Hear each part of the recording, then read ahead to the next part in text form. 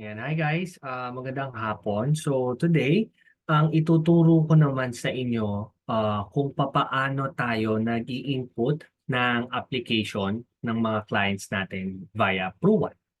Alright, so etong application na gagamitin natin, meron na kasing recently na sinend sa atin yung head office via website na. Okay? You can still use pa rin naman yung link na sinesend sa atin from time to time. So, i-send ko lang sa description yon. Doon kayo mag-download. Alright? So, ang gagamitin natin ngayon is yung website. Don't get confused. Same lang naman ito. Only difference, doon kasi sa link, no, yung dina-download talagang application, doon mo kasi masasagutan yung kailangan mong sagutan every month. Okay? Ito yung tinatawag nating monthly survey for incentives. Alright? So, kapag nakapag-login ka na, pumunta ka doon sa upper left corner, i-click mo lang yung parang ganun-ganun doon, no? Pagka-click mo yun, lalabas doon yung ProOne survey. Click mo lang yon and then punta ka doon and then lalabas na doon yung form na kailangan mong sagutan. Pag kinlik mo yon, click mo lang ulit yung tab na nagsasabing parang proceed or acknowledge something. May tick ka lang ng box and then that's it. Right? So guys, very important yon. Kasi kapag hindi nyo siya nagawa, madi-disqualify kayo sa mga pa-incentives. For example, nag-qualify ka sa Australia, hindi mo yung ginawa, disqualify ka. Okay, once a month lang naman yung guys. Wag na tayong tamarin at gawin na natin siya. Okay, very easy lang naman. Alright? So, sige, start na po tayo doon sa ating discussion. Alright. Okay, so ito yung website na sinasabi ko and again, as I've mentioned earlier, isisend ko ito doon sa description link, pati po yung link kung saan nyo pwedeng ma-download yung application natin, iOS man yan or anong tawag doon? Google Play or Play Store or gano'n. Okay? So sige, login na tayo. Okay.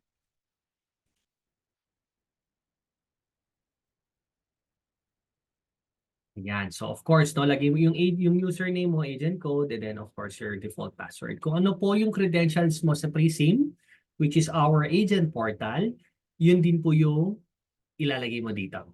Okay? So upon logging in, ito na po siya. Okay? Ito na po yung ProOne proper. So you have your customer tracker, start new application, product catalog, agent's corner. Kung gusto nyo i-explore yung product catalog tsaka agent's corner, wala namang problema. Okay? But ayan, very straightforward naman siya. Kung meron ka nang i-input, ayan, start new application na.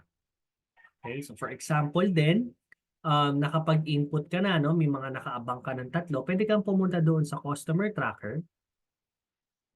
Ayan, makikita mo yung mga name ng clients. Okay, pwede mong i-click yan anytime. Alright, so baka lang doon. So doon tayo sa start new application. Alright, so click nyo lang yan. Okay, so guys, very straightforward to. Napakadali lang. Okay? Basta lagi nyo lang tatandaan, as much as possible, lahat may sagot talaga. Okay? Para mas mabilis siyang ma-issue. So, halimbawa ako na lang to, no? Hindi, ibahin natin. Kasi lalabas yung pangalan ko doon. Baka yung sa record, etc. Bonifacio na lang. Bonifacio, then lagay mo yung middle name niya. May pa magandang middle name, Centeno na lang. Okay. Kung ano middle name, lagay mo lang dash as indicated. Di ba? So, okay. Tignan natin para mas clarify. Alright. Yung birthday, click lang natin. Halimbawa, 15/12/1989. Phone code. Guys, dito, hindi na naman siya kailangan lagyan ng landline kasi bihira na rin naman yung mga landline. Okay, so default answer niya 63 and 63. Okay, sir, question. What if kung walang Philippine number, as much as possible, pinalagyan natin ng Philippine number? Okay, kasi po, pag nag-execute kayo, isa sa sinesenda ng link is yung contact number ni client. Okay, so madali lang naman magkaroon number, lalo na kung OFW na umuwi dito. Ang dali lang gawa ng paraan yan. Or pwede naman na number muna nung kapatid or nanay or nung tatay kasi pwede nyo naman siyang i-revise from time to time. O minsan kasi si underwriter, pag na-tsempo yan, pag na-tsempo kayo doon sa underwriter na may sumpong, no? halimbawa, naka-US number, marami pa sila ibang pinapagawa pa, mga ganun. Okay, so para mas mabilis ng issuance, guys, maggawa na lang natin ng paraan. Okay, yung iba, nilalagay nila talaga yung phone number. Okay, kung meron. Kung wala, ako, zero lang. Wala namang problema kung zero lang yan. Then, lagay natin yung contact number. Okay, ayan, contact number. Email address. Sige, lagay ko na lang yung email address ko. Yan, yahoo.com. Okay, ano pa? Mga need natin sagutan dito. Ayan, yung address. Guys, yung iba rin, may mga blank. Okay, ako ang ginagawa ko dito, um, I make sure na lahat ito masasagutan ko. O for example, ganito. Ang address ko is Block 3, Lot 6. Okay, Batanes Street, Sampaloc, Manila. O halimbawa, ayan. Okay? Guys, hati-hatiin nyo na lang. Ako, ganito ko siya ginagawa. Block 3, Lot 6, Batanes Street. Okay. Dito, balik-balik, or, yun nga, wala namang nagiging kanina, Sampaloc. And then sa baba, Subdivision Barangay, Manila. Okay, ganyan lang ginagawa. Nag-work naman siya. Hindi naman ako na ibabalikan dahil sa ganito. Na, sir, bakit Manila? Subdivision Barangay nga nakalagay. O, again, nag-work naman siya. Okay?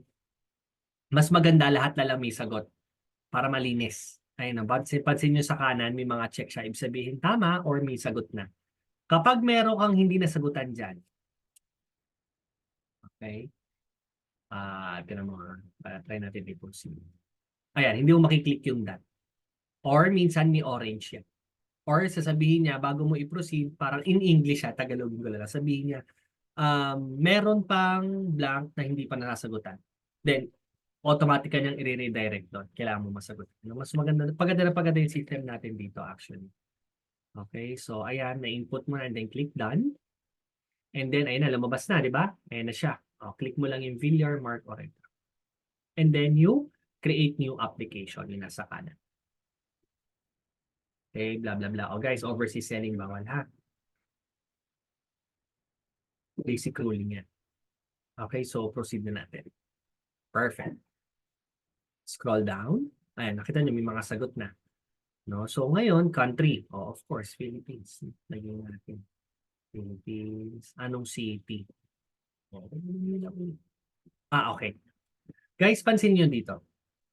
Pag kinlik nyo yung city, ano napapansin nyo? Di ba? For sure napansin nyo, ito yung mga high-risk territorial place natin here in the Philippines. Iba kasi ang rated sa kanila. Yung iba, uninsurable pag nasa ganyan nakatira. Yung iba naman, nako-consider pa.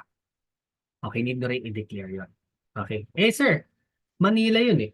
Bakit wala ka? Click mo lang yung add. Okay, then lagay mo dyan. And then, ano po bang zip code? Guys, pag hindi mo alam yung zip code, type mo lang dito. Halimbawa, Sampaloc na. Lalabas naman yung Sampaloc. East, West, o ano. Doon na lang tayo sa 1008. Kailangan mo magiging problem. Alright?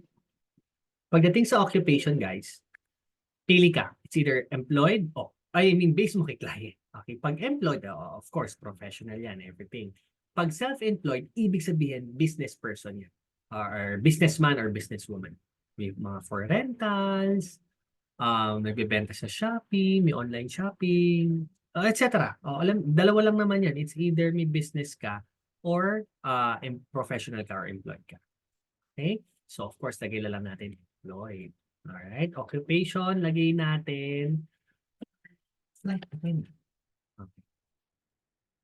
Nature of work or business. Asan na ba yun? Siyempre, transportation yan, di ba?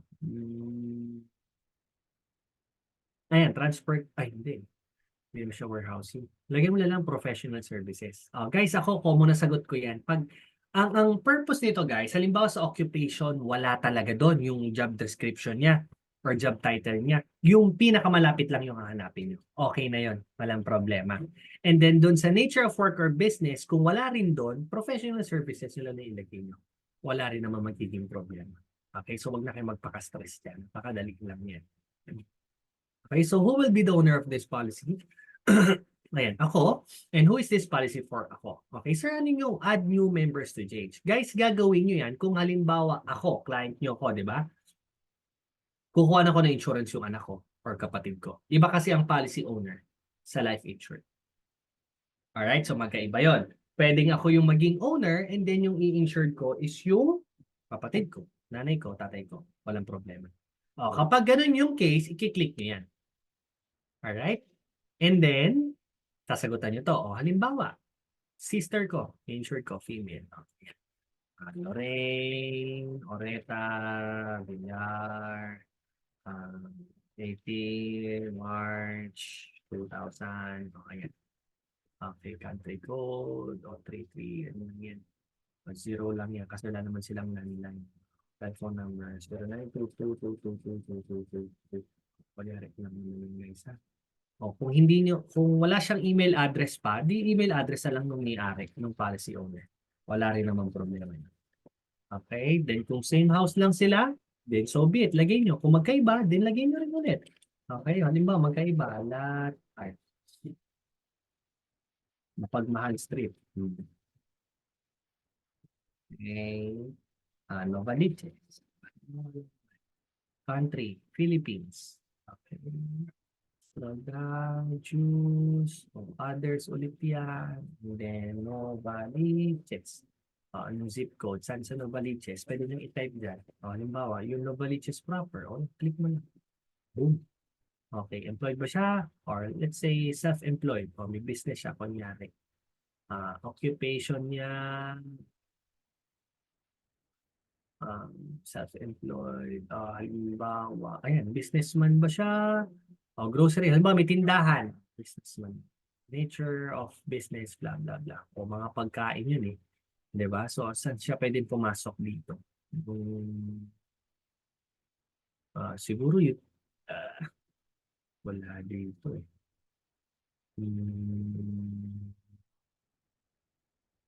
Food services na lang. Pwede na yun. Food services o businessman, grocery merchandise. Okay, so okay lang naman yan. And then, balik ka sa taas, i-click mo to, then lagay mo Lorraine Orenta. Yung name ng i-insured mo.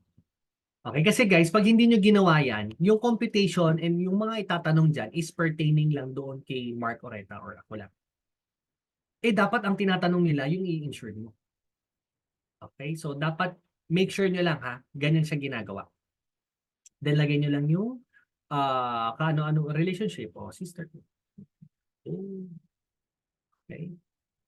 So, ganun lang po siya kadali. And then, guys, always remember that you need to click done. Guys, pag sinagutan mo lahat yan at nag-back ka lang, hindi mo kinlik yung done, hindi po masisave yan. Uulitin.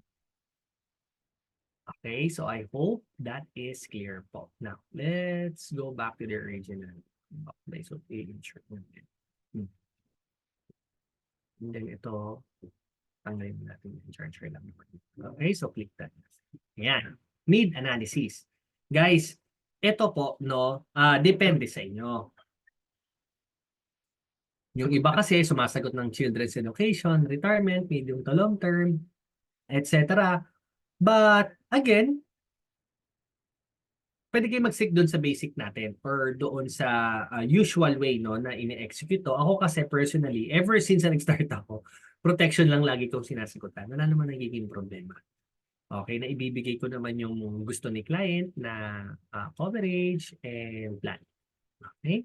Parang survey lang kasi ito. Alright.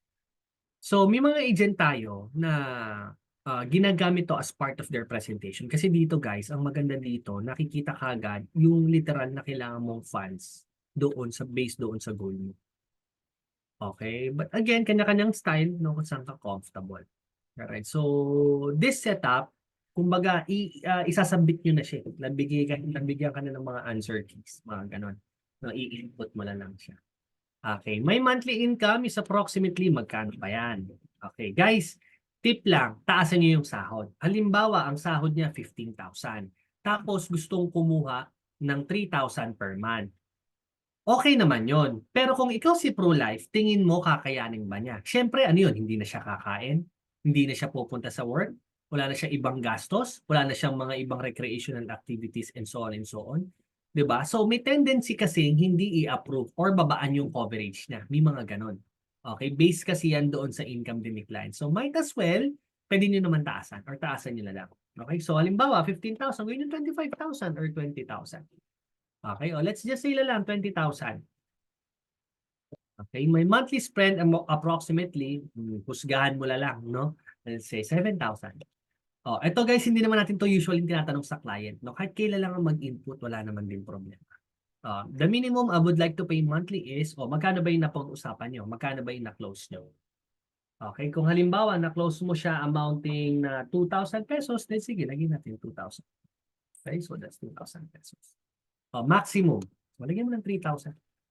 Add ka lang ng 1,000, pwede naman yan. O kahit sabihin mo 10,000 lagay mo dyan, wala namang problema. The number of people who are financially dependent on me. Okay, meron ba siyang pananagutan? O meron ba siyang binubuhay? O halimbawa, may anak na siya, hindi lagay mo. Years to protect income. Ako kino-compute ko kadalasan pag 60 years old. Okay, so halimbawa, ilang taon na ba yung kinompute ko dito? Wait lang. 34. Okay, 34 siya. So, ilang taon pa bago ako mag-turn ng 60 years old? So, 26 years. So, lagyan mo ng 26 years. 26. So far, I have saved. So, again, hindi naman tinatanong natin kung okay naman yung work niya. Di lagyan mo like 20,000 or 30,000. Wala namang problema. Okay? So, ayan guys, nakikita nyo, lalabas yung protection gap na 2.1 million. Okay? So, you click that. Pupunta ka na sa product customization. Guys, gawa na lang ako ng panibagong slide in terms of creating a proposal for your clients. Right? But for this one, kunyari lang muna, no, marunong na kayong gumawa ng proposal. Okay? But some of it, I'll discuss na rin, daanan na natin. Okay? So as you can see, andito yung mga plans natin. Si ProLink Assurance Account Plus or PAA, ProLink Exact Protector, this is PEP, ProLove for Life, ayan, lumabas na siya, new product natin yan. Doon sa other suitable, nandyan si Elite Protector, Personal Accident or PA, other available, si PIA, si ProMil, etc. Okay guys, ang dami nating plan ha. Baka hindi kayo aware, marami po tayong plan.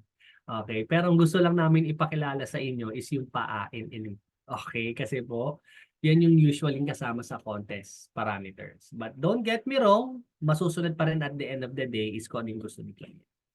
Alright? So, based doon sa budget at na-close mo, which is yung 2,000, so right there and there, alam mo na pa. For sure pa, ayan. Hindi naman kasi pwedeng elite kasi di ba may minimum elite. Okay? So, pa-plan o click mo lang I want this. And then scroll down. Okay. Guys, etong premium na sagot, default na yan. Okay. Bihira lang kasing gamitin yung coverage. Sir, para saan po ba yan? Magbe-base kasi yung amount ng premium ni client doon sa amount of coverage na meron siya.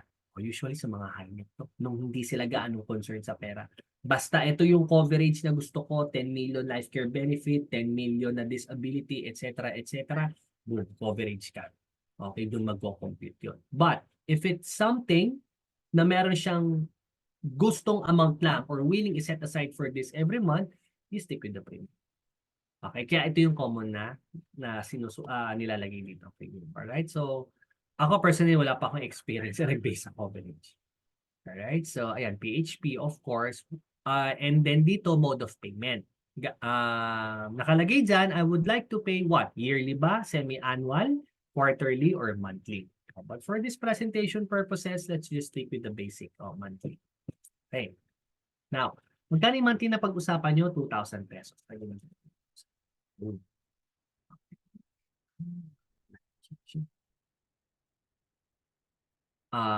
Okay. So, paano yung initial payment niya? Ano ba ang choices dyan? Andyan si GCash, nandyan si debit card. Guys, huwag nyo nang pahirapan yung sarili nyo. Focus na lang kayo sa dalawa. Ako, kapag meron siyang GCash, initial payment ko as much as possible, GCash. Why? Hindi po ba pwede yung credit card as debit card? Less hassle siya, to put it simple. Okay, marami ako na-encounter na maraming may mga debit card pero hindi na-on yung e-commerce, nagloloko, hindi kinakagat ni Pruwan, et cetera, no? So might as well kung may GCash, initial payment GCash. Okay, credit card din pala. Okay, mabilis siya mag-push through kumpara doon sa debit card. Okay, but ako personally, common sa akin GCash. Okay, ni-insist ko GCash. Alright, sir. Debit card, Mastercard, Visa, guys, lahat yan, same debit card. Sir, same ba ang tagging ng debit card at credit card? Yes, same lang po ang tagging yan. Okay? So, halimbawa, initial payment na GCash. O, lagyan natin GCash. O, make sure nyo lang ha, yung number na binigay na sa inyo, ito yung GCash account. Okay, method used for renewal. O, e-payments or credit card or debit card. Guys, huwag mo nang piliin ng e-payments. Ito na lang. Debit card. Huwag mo nang pahirapan. Default answer na yan. Okay? Now, i-input mo na ngayon yung coverage na pwede sa kanya. Okay, so guys, gawin ko lang to na mabilis. Again, discuss ko lang to separately.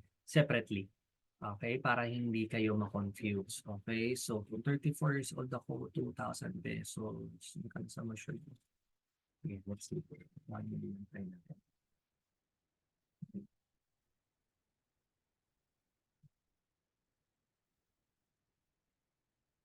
200,000, di ba? Life care benefit, guys, critical illness coverage to.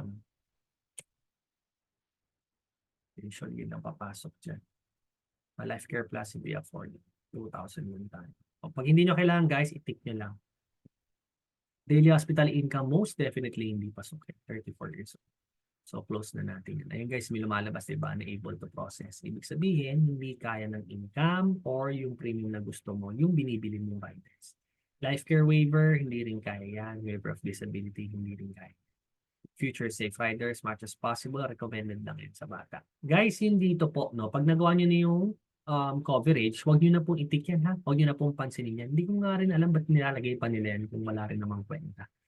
Okay, so anyway, ayan po, pasok sa budget natin. Diba? 2 million yung pinaka-max na sum assured niya, 1 million disability, 200 disablement, and life care benefits. Sir, OC yung client ko, gusto niya ng saktong 2,000 pesos. Walang problema dyan.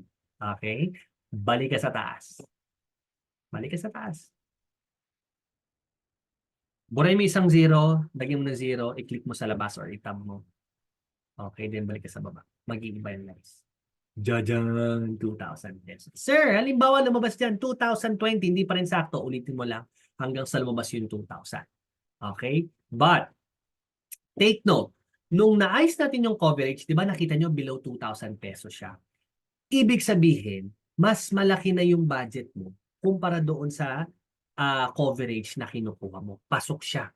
Okay? Pero, kapag yung 2,000 pesos mo at nung in-scroll down natin, mas mataas siya, ibig sabihin, guys, hindi pasok sa budget niya yung coverage na ibigay mo. So, para bumaba yan, kailangan magbawas ka ng amount of coverage or magtanggal ka ng coverage niya. Example. Okay? Lagyan natin ng future safe rider. Guys, mahal yan. Kasi meron niyang additional 50% after 5 years. Okay? Na coverage. Alright? So, ayun, nalabas, no? Ayan, 2.8. Diba? So, kahit bagu-baguhin natin sa taas yan. Okay. See, hindi 2,000 lang talaga budget ni client. Ayan, 2,000. Baba tayo. Hanggang 2.7 lang. Sir, bumababa eh. Try mo pa ulit. O sige, try natin ulit. Kasi nga naman bumababa. May point ka, friend. O, kaya nga tayo ulit dito. Ibahin natin 0, then click ulit sa labas. Tingnan natin kung mag-iiba pa rin siya. Guys, hindi na. Ceiling na yan. Huwag ka daw makulit. No, yan na yun. No, hindi pasok. 2,000 nga lang eh. O, ito yung sabi ko sa'yo. Magpapawas ka. Okay, so tagtalin natin si future self-rider. Then baba tayo. Ayan. Diba? 1,925 na ulit. Ibig sabihin, hindi niya afford yun. O, baguhin na lang natin. O, friend, huwag ka na magmaasin kasi hindi kaya talaga yung FSR eh. O, 2K lang budget mo. O, yun yung coverage ni client. Yun yung click lang. Okay, easy lang naman siya, 'di ba? Hindi naman siya gano'n ka-complicated. Mukha lang siyang marami sa umpisa. Ayan. And then investment risk profiler. Ako guys, laging okay, ganito, no? Recently, I've learned na maganda yung fund manager natin. I mean, magaling sila pagdating sa equity, yung fund manager natin. Okay? So most of the time, ang binibigay ko kay client is equity. Ito yung mataas yung risk, mataas din yung possible return niya. But again, guys, you ask your client kung ano ba ang risk appetite niya. Siya ang masusunod dyan. Okay? Kung aggressive at which is common naman talaga na ito yung binibigay natin sa kanila, ito po yung tamang sagot or default answer para maging aggressive yan. Okay? So 10 years, significant level of capital appreciation, none of the above, do top-ups and make additional investment, I can afford more than 10% loss, and lastly, portfolio C. Aggressive yan. Okay, so ngayon, ano ang aggressive na fund dyan? O yung equity. Click mo lang yung arrow left, 100% yan. Sir, question, pwede bang hati-hatiin? Yes, pwede naman. Okay, 50%, pwede naman yun. Or 70-30, pwede naman yun. Depende sa inyo. Okay, pwede rin naman yung global equity. Kasi equity pa rin naman. Pwede naman index tracker. Pwede rin. Bahala kayo. Alright, depende sa risk appetite. Okay, fund match? Yes. No, no, no. Default answer na po yan. And then click done. Boom. Tapos na po tayo sa investment risk profile. Additional personal information. Do you have any other legal name? No. Civil status mo? O married? No. Halimbawa ako. Country of birth? Philippines. City of birth? Others nyo lang ulit yan. And then you click. Las Piñas ako eh. Okay, nationality, Brazilian, joke lang, Filipino, proof of identity. Guys, ang dami dyan ha. Huwag kayong ma-stress, hindi lang birth certificate ang pwede or what. Okay, lagay mo na dyan. Sir, yung anong tawag doon? UMID, pwede po ba? Ayun, pwede. May Unified Multi-Purpose ID. Kunin nyo lang yung pinaka-number, reference, ang tawag doon. Basta yung number nyo doon. Okay, so for example, lang, PIN na lang. Okay, kasi it's 9 digits lang to. Okay, ito medyo kabisaan. 231-569-575. Okay, check na yun. Do you currently file a tax return? Sa United States, kung hindi ka naman nagtatrabaho sa Amerika, guys, of course, hindi ka nagbabayad ng tax. So, no. Then, same as policy owner present address, same procedure. Scroll down, you just click preferred mailing address, present, permanent, or business ba yan? But most of the time, present yan. Okay, so no default answer, and then do you have beneficial owner? No default answer, then keep them. Alright, lifestyle information. Okay, put the answer. Your other plane and aircraft. Guys, pag pilot yan, or cabin crew, yes mo yan. Lalabas doon, no? Fill out aviation question. Kung hindi naman, click mo lang. Okay? Guys, hindi po insurable ang flight instructor. Take note, hindi po insurable ang flight instructor. Oo nga naman, kasi para high risk sila. Diba? Siyempre, hindi pa marurunong yung mga tinuturuan nila. Lesser learn. Meron ako na-cancel na client. Kasi hindi ko alam yung sales kit. Insurable. Ayan. So, do you engage in areas personally? No. Do you have been active in politics o politically exposed person? PEP po ang tawag dyan. If yes, yes mo lang yan. Okay, and then provide details. Then, insurable naman sila ngayon, guys. Huwag kayong matakot i-declare. Okay, meron lang mga certain restrictions. Okay, so kung hindi, di hindi. May negosyo ba yan? May negosyo, may bisyo ba yan? Kung yes, di yes. Kung no, di no. Alright, so para po ba sinasagutan pag yes? Ilang years na siya naninigarilyo? Okay, and then, how many years? And then, average stick per day. Sir, paano kung vape? Di lagay mo lang 1, okay na yun. Okay. Do you consume alcohol? Yes. Ano ba iniinom niya? Wine, beer, shots of liquor. Guys, tip ko lang. Okay. Dinadagdagan kasi ni underwriter yan. So, kung nilagay ko dyan, halimbawa, 1, ginagawa ni underwriter 3 yan. So, kung maglalagay ka ng 10, gagawin ni underwriter 15 yan. Kung baga, tinatansya nila or ina-assume nila na nagsisinungaling ka. Okay, so ayun, ako maraming cases binababaan ko 'yan. Okay, lalo na kung 'di naman manginginom, but usually naman occasionally. Usually ha, oo, occasionally naman. But kung walang bisyo, 'di wala. Oh, 'di no, no, no. No. Okay, then click done. Work and pay. Oh, anong company niyan? Oh, LinkedIn Palex. Okay, and then anong address nila? 678. Oh, Villamor Air Base. Villamor Air Base, Pasay City. Country, of course, nasa Pilipinas pa rin naman. Anong city, others. Hindi mo nga Pasay. Anong zip code ng Pasay? Lagay natin dito. Search natin. Villamor, wala. Villamor. Oh, ayan, airbase, 131. Okay. And then, no. And then, approximate net worth. Okay. So, pwede naman to yung value ng kotse niya, yung, sorry, value yung kotse niya, pwede naman yung savings niya. Ako usually savings nilalagay ko dito. So, lagay ko lang 20,000. Okay, so 20,000 lang yung nilagay ko dyan. And then, salary, source of funds. May click lang. Alright, almost done guys. Guys, pag may kulang kayo, may mag-appear dyan sa upper right na orange. Family details. Oh. Kunin ang pangalan ng tatay mo. Oh, Francis Orita. No. Yes. O, kung buhay naman. O, for example, may sakit nga. O, si father suffered from tuberculosis, blah, blah, blah, blah. O, click mo yung yes. And then, each of diagnosis. Then, type mo rin anong sakit niya. O, blah, blah. Piliin mo lang dyan. Yung pinakamalapit. Guys, pag wala talaga doon, o, sige, click mo yung others. Okay?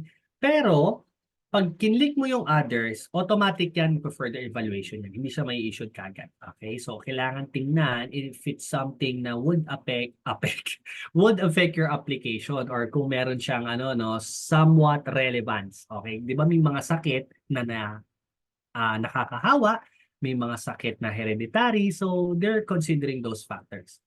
Alright? So, assuming this is healthy. Mother. Then, okay. No, healthy sila. No, may kapatid ka ba? Yes, may kapatid ako. Lagyan natin, Lorraine. Huwag niyo napansin yung typo. Yun sanay na kayo. Typo talaga ako. Okay? So, working on it, guys. And spouse, may asawa ka na ba? Meron. Jennifer Correta. No. Yes. May anak ka na ba? Yes, may anak na po ako. Sagutan natin lahat. Iko, correct. No. Yes. Kung halimbawa, 10 anak mo, di sagot ka ng 10 niyan. Add ka lang. Okay, so, yeah, sorry. Right, so, click lang. Okay, medical information. Anong rank niya? Ako, 5'9". Ilan ba ako? 60 kilos ako eh. So guys, nakalagay dyan, pounds, no? So, times nyo lang siya ng 2.2. Halimbawa, my God, 60. Pagpalagay mo ng 139. Okay. Then, no. Guys, meron tayong sales kit. Okay. Very, very strict, no? Si underwriter natin dito. Kasi maraming napapamedical because of height and weight. Marami dyan, mabigat siya doon sa height niya. O overweight. Okay? Or underweight. Actually, mas lenient nga sila kapag underweight. Mas mas maipit kapag overweight ka. Okay? Kasi tested and proven yan. Kapag overweight yan, lalo na kung malaki, no, o halimbawa excess ng 30, 20, or it's either obese yan, tapos pag obese yan, mataas yung cholesterol, mataas yung sugar, no, so ayan, very important talaga yan. Inaalam natin kay client yan. Okay, so declare nyo lang guys. Okay, matakot. No, hindi naman natin kasalanan yun eh. Yun talaga yung height and weight nila, di ba? Okay, but minsan, no, let's be honest, yung iba binabawasan. No? Halimbawa, 1 pound lang naman or 2 pounds, 3 pounds, pwede naman yun. Okay, siguro kasi baka lang, wiwi lang yun, no? Napasobra ng tubig or kumain ng kaning lamig. Okay, so pwede naman yun. But kung masyado nang mataas, guys, wag ha. Okay, baka kayo dyan, baka ma-technical kayo dyan. Mahirap na. Alright, so meron tayong sales kit. Make sure you have it. No, every time you have a client, you always check their height and weight if it's directly proportionate. If you're a tenured consultant na, more or less, pag sinabi nila yung height and weight nila, may idea ka na parang medyo mabigat to. So you need to check. You need to double check. Alright? Ayan. So ito, kung wala naman silang mga test or what, or for example, sir, what if, di ba may mga APE naman sa office nila per year, no? So kailangan ko bang i-yes pa yon yung X-ray, blah, blah, blah, blah, blah. No na, inyo nila lang. Kasi pag ni-yes nyo yan, no, may underwriter isipin may something kayo need i-declare, kahit sabihin mo dyan na healthy naman, APE, no? So again, just make sure lang na they're really healthy. And it's just for the sake of APE. If it's other than that, or if there's reason other than that, you need to declare it. Okay? So ayan, kung wala naman, healthy talaga, no? Kagaya lang ni Sir Lance. Okay, kunyari, healthy talaga. Ayan. So, no. Okay, then click na. Previous insurance. Guys, kung wala, di-click mo lang, no. Sir, meron siyang insurance sa ibang kumpanya. Huwag mo nang i-declare, guys. Wala na silang pakialamanan dito. Okay, so lagyan mo na lang no. Sir, meron siyang insurance kay Pro. That's the time you declare it. Okay, kasi makikita yan. 'Di ba? Magpo-further pa yan. Sabihin mo ni no, meron nga. 'Di ba? So, lagay mo diyan yes, and then input mo lang anong insurance company o Pro Life UK. O, anong policy number? O, halimbawa ito. Amount of coverage, guys, sum assured. Okay, yun lang ilagay nyo, sum assured. Alright, so pag nakita nyo, halimbawa, sum assured, 8 million. O, di lagay mo 8 million. Okay, date issued. Yan siya na issued. Noong 16 ng February no 2016 pa. Oh, wow.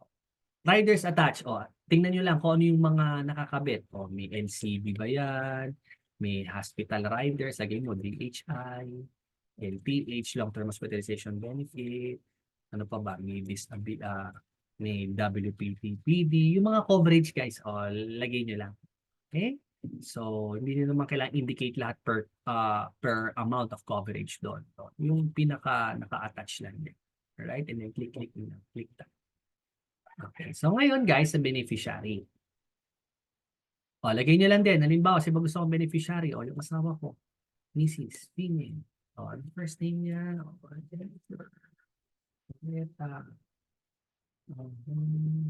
O, okay, birthday niya is 25/06/2021.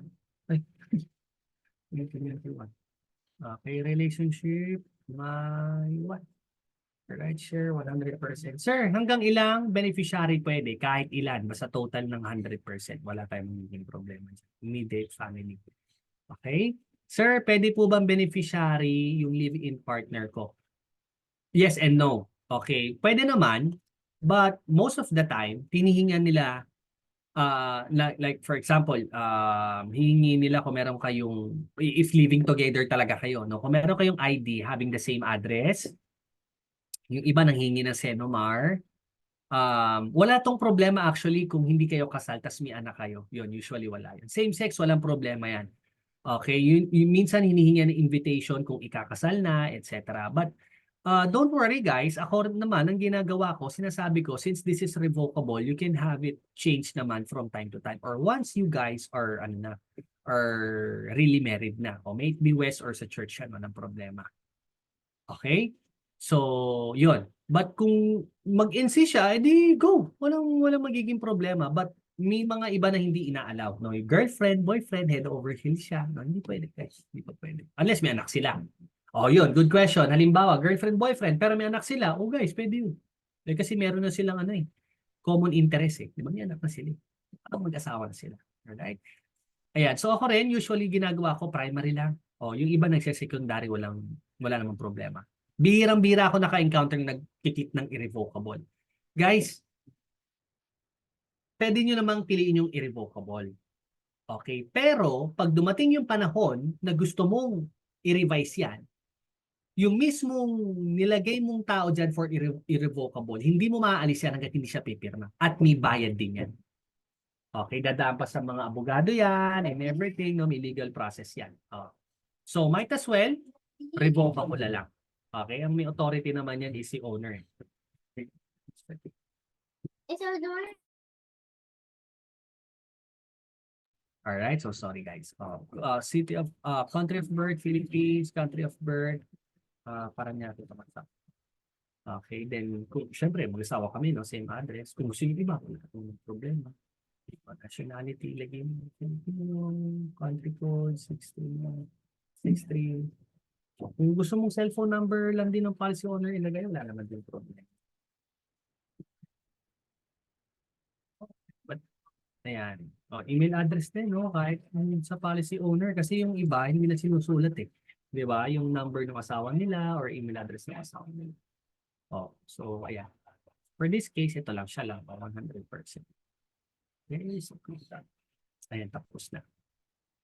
Now, ang document po na kailangan natin as requirements, guys, very simple lang. Valid ID and selfie with valid ID. Sir, ako na-approve ako kahit hindi ako nag-attach ng valid ID na nag-selfie siya. Oh, guys, may mga gano'n naman talagang cases lumulusot. Pero again, just for the sake na lang, no, na iwas hassle and mag-push through na kagad yung account, might as well i-include nyo na. Kasi may sumpong din sa underwriter. Okay, minsan kino-consider nila, minsan hinihingan pa rin, but yes, tama po yung knowledge nyo. Actually, hindi na talaga kailangan ng selfie with valid ID, but for some reason, hinihingan pa rin nila. Okay, attach yun na, no? Wala namang problema, dalawa lang naman yun. Okay, so kung halimbawa passport yan, of course may expiration date yan, then that's the time you click yes. Usually kapag UMID, wala naman yan, so no.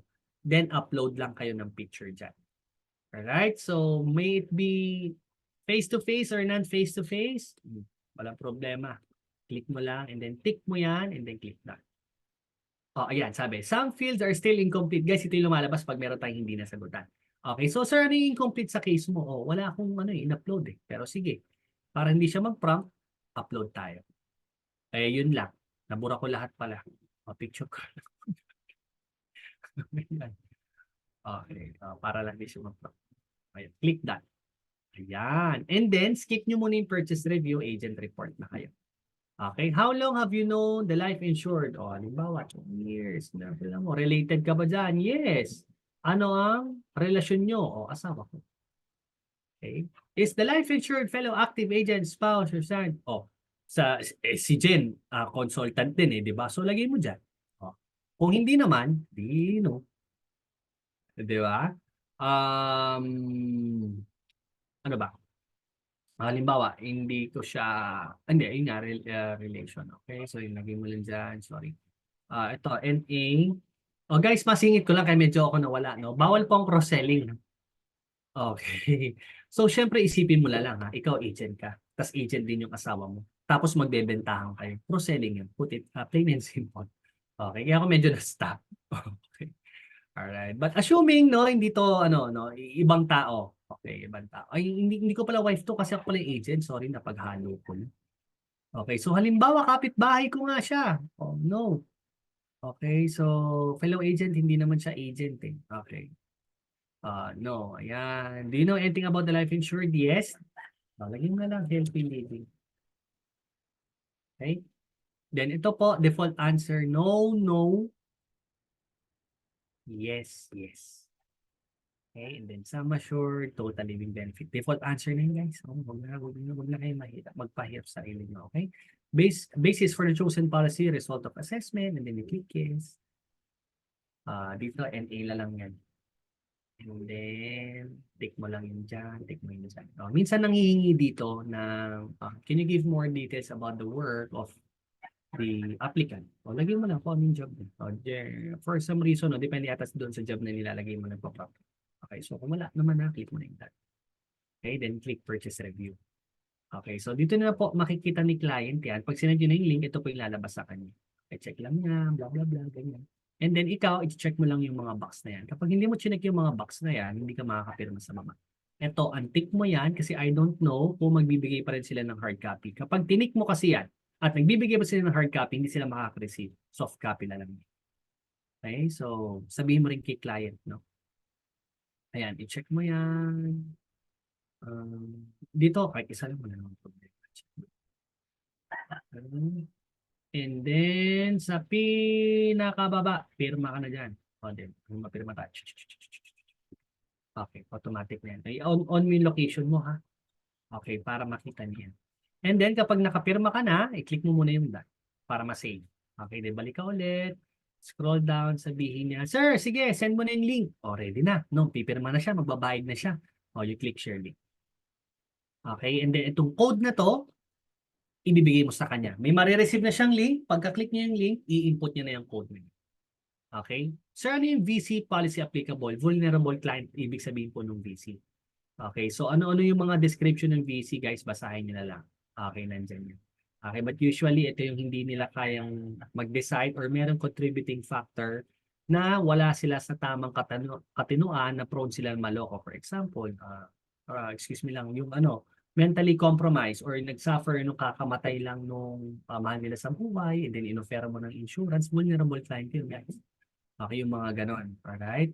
So, anyway, ayan, huwag nyo na lang i-tick, huwag nyo na pansinin yan. Okay, so ayan na, na-send nyo na, no? Then click mo na yung done. So, ginagawa nyo na yung ginagawa nyo na yung Pro1, no? Tapos nabayaran nyo na, fast forward, i-click mo na yung proceed. Pagka-click mo ng proceed, doon sa upper right corner, lower right corner, sa pending, di ba, sa kanan niya, may lalabas dyan, send. Okay, kasi di ba, nakikita nyo ngayon pending, mamaya pagbayad na yan, lalabas yan successful. Pag lumabas na yung successful, click mo na yung send. Kapag ka-click mo ng send, ang mangyayari po niyan is mag-iiba na yan, yun dito. Diyan. Ito po yung mangyayari. Pakita ko po sa inyo. Ayan. Lalabas po yung green na yan. O, isa-isa yan. Hindi naman agad boom, lahat yan lalabas. O, isa-isa muna. Halimbawa, your application is being sent. Application number, blah, blah, blah, blah, blah, blah, then lalabas yan. Okay, kapag issued na, ayan, pag lumabas na to, magdiwang ka na. Sabihin niya, the policy is for issuance, may issued na yan. Pero pag lumabas, the policy is for further evaluation, kailangan mong i-email yan para magkaroon ng email thread. Malaman natin kung bakit siya nag-further. O, may reason kung bakit yan. Alright? So, ganon po natin ginagawa yung pag-input ng Pro1 natin. Okay, so hopefully guys, natuto na naman kayo sa ating mabilis na discussion. No? And please po, maximize natin yung mga ganito para mas lumipad pa po yung career nyo dito sa ating business. Alright, so thank you so much. And if you have question, chat nyo lang po. So that's it for today, guys. Thank you.